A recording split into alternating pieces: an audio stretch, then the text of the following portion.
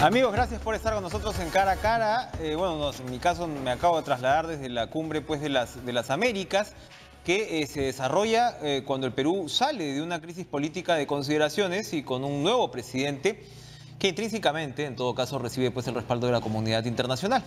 En este marco, la cumbre empresarial no ha dudado en rechazar la corrupción, en la idea de que el crecimiento de la economía será más saludable y contribuirá a la lucha contra la pobreza para encaminarnos hacia el desarrollo sostenible. El economista Jorge González Izquierdo me acompaña. ¿Cómo está? Muy bien, gracias. Bueno, el contexto de los discursos que acabamos de escuchar en la cumbre, ambos, el de Martín Vizcarra y el del señor Luis Almagro, secretario general de la OEA, se han centrado en la corrupción. Durante esta cumbre empresarial, hay que recordarlo, organizada por el BID, con Confiep, ¿no? Con Confiep en este caso, ¿no? La corrupción fue pues el gran protagonista.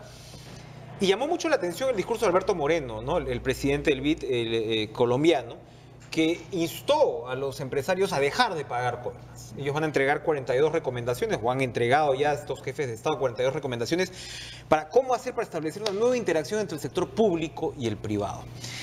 ¿Cómo hacer? ¿Cómo hacer para que esto realmente cuaje, ¿no? Porque si algo queremos es que este tipo de eventos no termine pues en declaraciones de principios. Y evidentemente el caso de Brecht ha pasado como una bomba de racimo por todo el continente, ¿no? Mira, es la primera vez, por lo menos, que yo tengo ocasión de mirar y observar que una cumbre de las Américas se haya centrado en un solo punto y no en varios. Así es. Sino uno solo, el de la corrupción. O sea, ha golpeado no solo al Perú, sino a muchos países latinoamericanos el tema de la corrupción. Y no lo han dicho ahora ni en la tercera cumbre empresarial, ni en la octava cumbre de las Américas, pero todos se están refiriendo pues al último caso, al caso Odebrecht. No, y perdón, ahora había pues una foto, ¿no?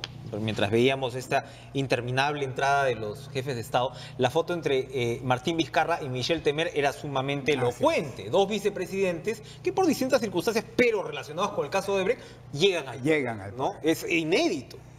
Pero lo importante acá es la convocatoria que hizo el presidente Vizcarra en la cumbre, en el discurso inaugural de la cumbre, donde convocó a todos los presidentes y jefes de Estado que estaban ahí a sumarse a una cruzada contra la corrupción, y lo fijó en dos niveles: prevención de actos de corrupción y castigo. Dijo cero tolerancia a la corrupción, hay que castigarlo, pero con toda la fuerza de la ley. E incluso el presidente ha dado algunas indicaciones, como por ejemplo, en términos de qué se puede hacer para prevenir la corrupción, y dijo él que en educación debiera de formarse muy bien desde pequeños a las personas, en que inculcarle los valores de que los actos de corrupción pues van contra la naturaleza del ser humano, del buen ser humano, y segundo, que eso afecta tremendamente el bienestar de una sociedad, ¿no? Habría que ver, este es un paréntesis, ¿no? Pero ahora que usted habla del tema educativo y cita lo que dijo Vizcarra, habría que ver cómo la cosa se puede haber precipitado, ¿no? O pauperizado aún más desde que los cursos de educación cívica retiraron, ¿no? Los retiraron. O sea, como Así que es. la ley del más vivo, ¿no? También se fue. No digo que antes no hubiera corrupción, por supuesto que lo había, ¿no? Pero no, como que se volvió una norma pues también aceptada generacionalmente. Y está bien que sea la convocatoria, sea que converse el empresariado con el gobierno, porque realmente es en la unión de los dos donde está la corrupción, porque para que haya corrupción uno lo propone. Así es. Y el otro la acepta. Entonces, he podido hacer algunos reportajes sobre el tema del ISO 9001, de la corrupción y todas estas, o sea, ya hay herramientas que se están estableciendo. Europa lo ha hecho antes, ¿no? Que establecen en realidad candados en tus procesos de gestión que no sé si imposibilitan, pero hacen mucho más complicada el ejercicio de la corrupción. Cuando estamos hablando de un país como el Perú, más allá de la legislación, porque a veces, pues, lamentablemente, yo no sé si este Congreso va a ser capaz siquiera de sacar una reforma electoral mínimamente. Nosotros estamos hasta acá de leyes, el problema es que no se cumplen. No más leyes, hay leyes. Pero entonces, ¿qué hacemos más allá del compromiso, de la buena voluntad, de la unión del discurso? ¿Qué hacer como política pública?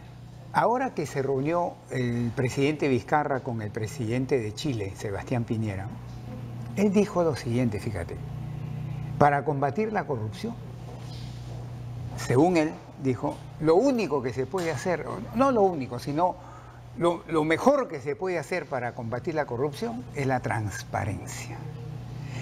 Que todos los actos por parte del Estado sean 100% transparentes. Y fíjate tú que Odebrecht ha estado en Chile, como ha estado en Perú, como ha estado en Brasil, como ha estado en Argentina, como ha estado en Colombia, como ha estado en México. Y en Chile no se pudo. Y en Chile no ha habido. Entonces pregúntate por qué Odebrecht corrompió en otros países hasta las más altas niveles, hasta los niveles presidenciales. Y en Chile no lo pudo hacer. No es que no haya querido hacerlo, porque ese era el modus vivendi de ellos. Han intentado hacerlo. Yo creo que la transparencia es algo que va a ayudar, no lo único, pero es algo que puede ayudar muchísimo, y ahí está la respuesta a lo que tú estás preguntando, muchísimo a combatir la corrupción en el Estado sobre todo, ¿no? Que sean muy transparentes las instituciones. A eso añadiría sí un punto, porque usted toca también el caso de México. En México, la verdad, a pesar de todos los problemas que tiene México, no se han visto casos relevantes relacionados con Odebrecht.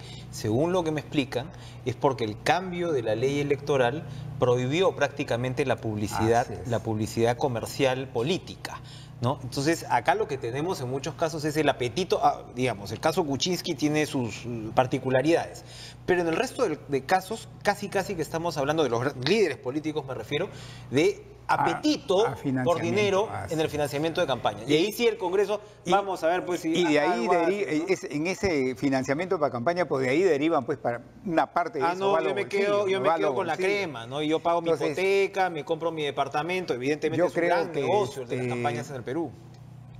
Se sabe qué hacer. Lo que falta es la voluntad política de hacerlo. Vamos a ver si... Y yo no veo realmente... y me fastidia decirlo, no veo en este Congreso esa voluntad de frenar y enfrentar la corrupción. Pero sería una gran oportunidad para Vizcarra, sí, ¿no? Claro. De verdad porque él mismo se ve muy cauto, porque él sabe que no ha accedido al poder por mandato popular, por el mandato del voto, y que tiene que tener el favor de la ciudadanía, ¿no? O sea, esta sería una oportunidad fantástica de establecer una agenda realmente seria. Y como usted dice, no hay que hablar de 20 temas. No. Con problemas como los que tenemos hay que concentrarse, hay que focalizar, y que la opinión pública pueda acompañar esa intención. En la cumbre empresarial se habló mucho del modelo asiático. Cuéntenos, ¿cuáles son las ventajas del modelo asiático? Porque a veces yo no sé si es tanto... Si importar un modelo de esos es eficaz. Mira, no estamos hablando de sociedades precisamente democráticas en muchos casos, además. Mira, el modelo asiático es algo que hace 20, 30 años se viene hablando. Taiwán, Corea del Sur, ¿no? Singapur. Partido único. Y China, ¿no? Y claro, China ahora. Digamos. Pero son modelos en los que la gente que acá en el Perú, porque esto no es nuevo, hace 20 años que lo vienen diciendo, sobre todo los líderes ligados al segmento exportador, lo que ven es la punta del iceberg. Entonces se fijan en el éxito que han tenido estos países, pero no se fijan en lo que han tenido que hacer en los últimos 20, 30, 40 años para llegar a ese éxito. Por ejemplo, todos estos países del sudeste asiático, incluyendo China, han hecho unas tremendas reformas educacionales. La educación la han reformado sustancialmente. Segundo, una masiva inversión en infraestructura. Y no solo infraestructura, para que la gente nos entienda, no solo es hacer caminos, carreteras, no, es comunicaciones, telecomunicación, energía, es algo mucho más. Tremendas inversiones en educación, salud, infraestructura. Eso lo han hecho calladitos durante 10, 20, 30 años, y como consecuencia de eso es que han pegado ese tremendo éxito. Entonces todo el mundo mira acá, pero no hacen esto. ¿Ves? Como si se tratara de un botón, así es. ¿Y por qué no hacen esto? Ahí es donde tienen que ver cómo han llegado a eso. Entonces, ese modelo de la economía del sudeste asiático y ahora China, que que también tiene su tremendo mérito, no es algo que hay que mirarlo superfluamente. Oye, mira, ve qué bueno, ¿no? Entonces hay que hacer que sea el crecimiento económico sea guiado por exportaciones, entonces hay que meterle plata a las exportaciones, que el Estado empuje. No, va mucho más allá. Para exportar manufactura, para exportar industria, lo que exporta son dos cosas: conocimiento y mano de obra. Esta mano de obra tiene que generar este conocimiento y ahí pasa por educación, salud, infraestructura. Si tomamos la cumbre de las Américas como una suerte de plataforma, como un postulado de principios, una hoja de ruta, ojalá. Yo lo veo como un ventanal de oportunidades que se le han abierto al gobierno del señor Vizcarra. ¿Cómo aprovechar eso de ahí en adelante? Yo ya creo a partir del lunes. Va a depender de dos cosas. Primero, de la voluntad política del gobierno del señor Vizcarra, porque si es un ventanal de oportunidades, va a depender de mí si lo aprovecho en un 10%, en un 50% o en un 100%. ¿Y de qué depende eso? Primero, de la voluntad política que tenga. Y segundo, de lo preparado que esté como gobierno.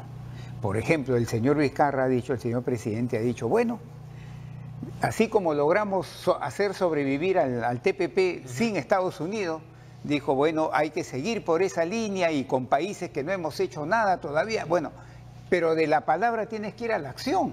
Entonces yo asumo que el gobierno ya debe estar enfilando sus baterías ahí para seguir haciendo tratados de comercio, ¿no? y en general de integración, donde va la financiera, va la de inversiones, etcétera, ya preparaditos, no de boquilla para afuera, porque de boquilla para afuera ya estamos cansados. Entonces, por eso te digo, va a depender de la voluntad política del gobierno, del señor Vizcarra, y de cuán preparado está ese gobierno para hacer esas cosas.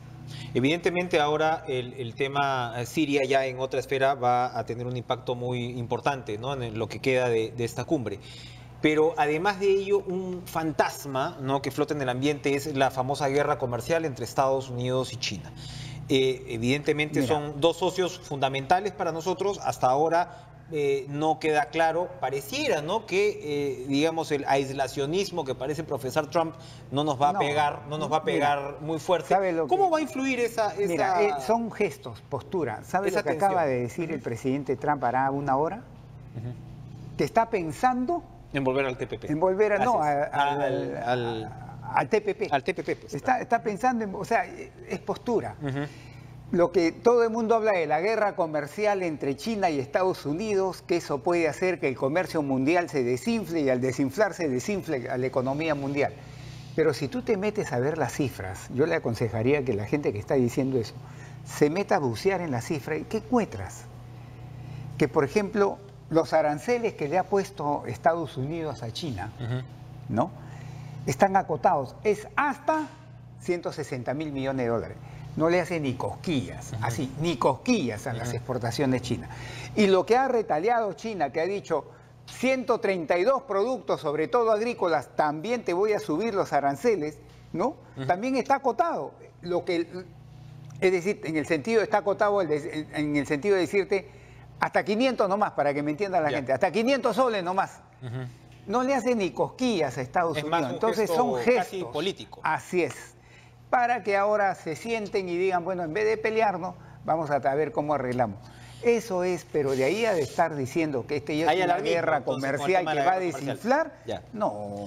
Para finalizar, volviendo un poco a nuestro país, el ministro de Economía, David Tuesta, ha señalado en sus primeras intervenciones que él va a trabajar algo así como, yo lo he leído como algo más o menos balanceado. De un lado, impulsar la inversión pública, ¿no?, en todo lo que sea pues importante, pero ha hablado mucho de este gasto superfluo. Sí. Entonces, antes ese tipo de manifestaciones han tenido resultados no siempre felices, porque en realidad lo que hace la economía, o eso se traduce como un ajuste.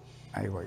¿Cómo observa usted esa proposición? Voy a recortar, y fíjate que lanzó una cifra, 2.000 millones de soles, que es una barbaridad de plata, solo que no dijo en qué tiempo, ¿no? Pero bueno, 2.000 millones de soles voy a recortar el gasto corriente superfluo y lo voy a pasar al gasto de inversión para que el gasto total no haga esto y la economía se resienta. ¿Qué cosa es lo superfluo ahí?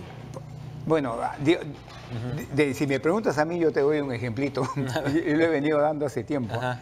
Los gastos de consultoría que el año pasado, ¿sabes a cuánto llegó? ¿Cuánto? 10.000 millones de soles, casi 3.000 millones de dólares en en estudios, para que la gente me entienda, en hacer estudios. Mira, los ministerios están llenos de estudios hasta ahí. Lo que se necesita es que se lleven a la práctica. Pero acá una recomendación al ministro de Economía. Señor ministro, si usted quiere recortar gasto corriente y pasarlo a gasto de inversión, conceptualmente es adecuado. Pero en la vida real, en la calle, en la realidad, lo que usted tiene que lograr, y ahí está la sapiencia y ahí está su muñeca, es que si de acá corto 2.000 millones, rapidito los 2.000 millones se tienen que convertir en gasto de inversión en 2.000 millones. No se vuelvan a convertir en otros gastos superfluos. O si no se convierten, entonces salen corto acá en 2.000 y no expando acá en 2.000, sino en 500, entonces el gasto total se cae en 1.500, justo cuando eso es lo menos que necesita la economía peruana ahora. Entonces, mucho cuidado, señor ministro de Economía. Muñeca de cirujano. Va a tener que tener ahí, es quirúrgico. Cuando corte acá, tenga las... Listo. ¿Dónde va acá para que sea un solo pase y no que corto 2.000, 500 se convierten en mayor gasto de inversión y los otros 1.500 se quedan estancados, aunque sea por 6 meses? Le hace un daño terrible a la economía, señor ministro. Jorge González Izquierdo, con la economía de adentro y de afuera, pues en estas horas de cumbre. Gracias, Jorge, como siempre, por acompañarnos esta noche. Vamos a regresar con la tragedia, ¿no? La tragedia de los periodistas ecuatorianos asesinados. Tenemos aquí un colega que nos acompaña para ver un poco más el lado humano, que conoció, además los conoció, y hay conmoción en realidad por esta situación. Ya regresamos.